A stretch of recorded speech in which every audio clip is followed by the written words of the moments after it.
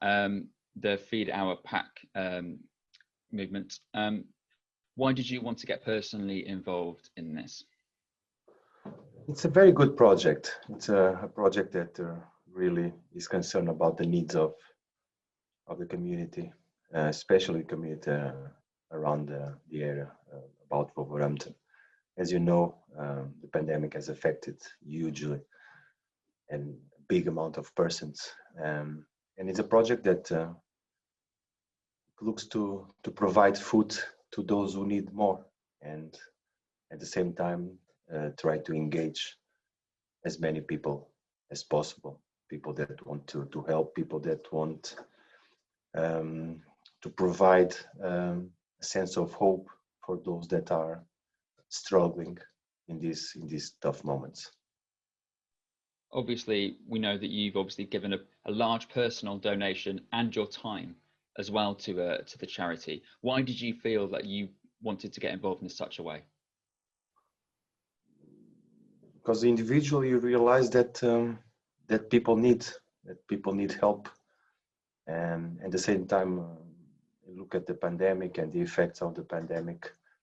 Besides all the unfortunate deaths and health problems that we have, we look a little bit in front, and you see that this problem is gonna be with us for some time, because the pandemic, what takes away from people is the source or the ability to provide to their families what they need the most, that is food.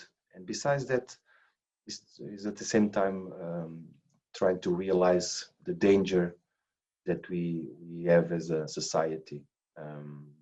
Like I said, besides all the problems that we have with food and health and deaths and close ones that are in trouble moments, what we face in front of us is a danger of segregation, if you know what I mean, by getting us really far from each other.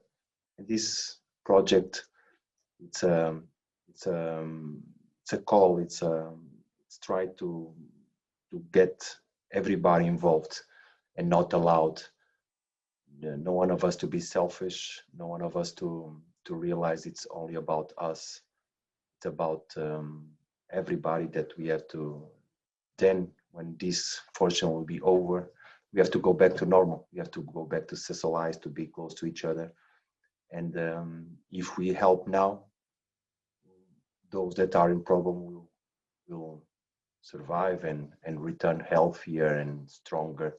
And this is what this project is all about, to try to provide to those who need a big help. Nuno, you and the players are literally in a bubble right now, away from everything else that's going on in society. How important is that, these actions from yourself, from the club, from the likes of Marcus Rashford, to show that football does care about the community around it? It's very important, and it's real. I think those that are in football realize that we are privileged. Like you say, we live in a bubble. We struggle because everybody has close ones that has been affected, but we still are privileged compared to those that are in problem. And football has shown through time and to enormous actions of really nice persons and big persons that have helped and show that football cares about community, football cares about the society, because we need the community and society to come back and enjoy with us, hopefully, a brighter future in football. Let's talk about the football.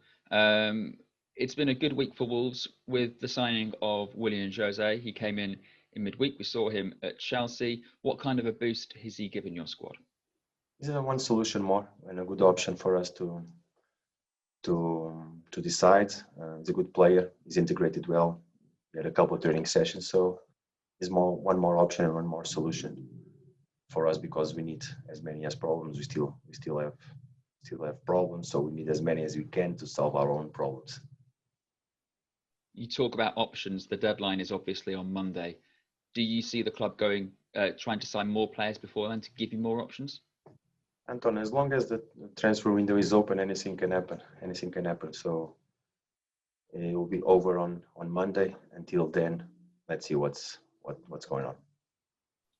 Our colleagues in Italy are consistently telling us they expect Patrick Cutrone to move back to Italy before Monday. Obviously, you said last week you don't expect that to happen. Where do we stand there?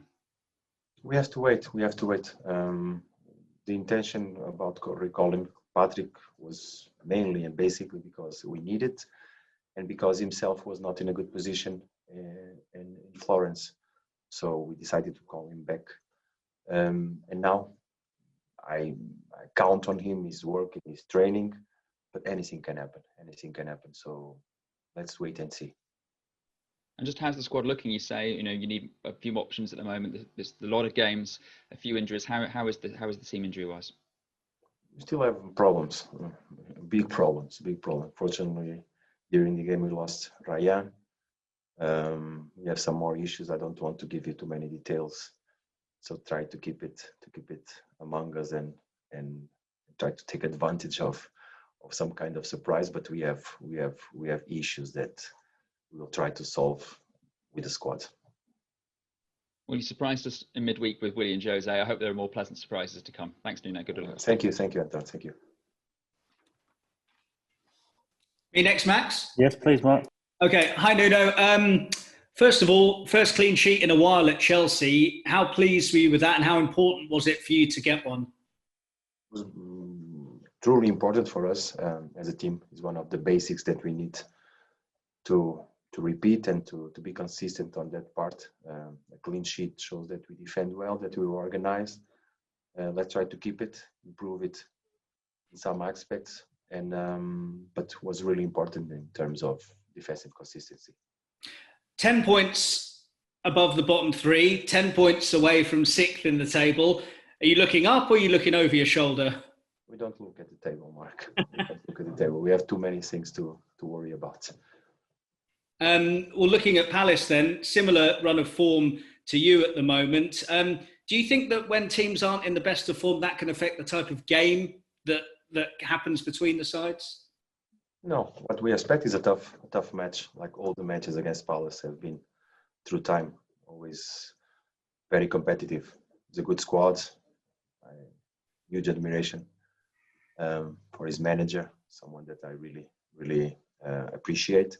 And you expect a tough match tomorrow. Are you going to tell me that the FA Cup game won't have any effect on this one as well, because maybe the teams will be very different and every match is different?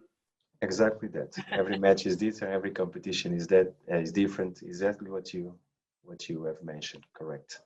I saw you say that it was a good point that you got at Chelsea. If you got a point against Palace, would that be good as well, or do you need more?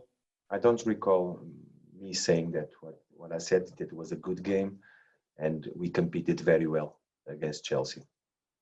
And what do you think the main threats are from Palace? Because as I say, they've been out of form at the moment, so some might look at it as an opportunity to get another win. Well, Palace is a very, very good team, full of talent players, very talented players. Do you think that maybe they've been better than their recent results would suggest? If you focus on the results of the teams, you ignore what is the most important aspect. That is how they do things, which players are going to be involved, their characteristics, how you should approach your game plan. This is what determines our approach on the game. Thanks, Nuno. Thank you, Mark. Hello, Nuno. Just a couple of brief things. It was good to hear you talking about all the defensive disciplines and all the good defensive procedures that you do were back at Chelsea. That must have been a real lift to the confidence of the players, seeing them return to those good ways. Of course. When you do things well, you get confidence.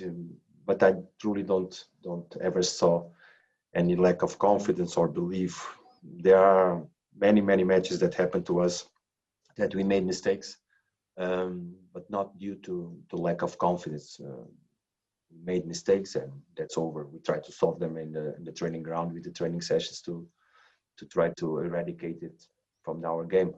But a clean sheet is the beginning of everything. and I believe that with the talent players that we have up front, we must be solid, we must be organized, because their talent and their abilities will give us something for the game.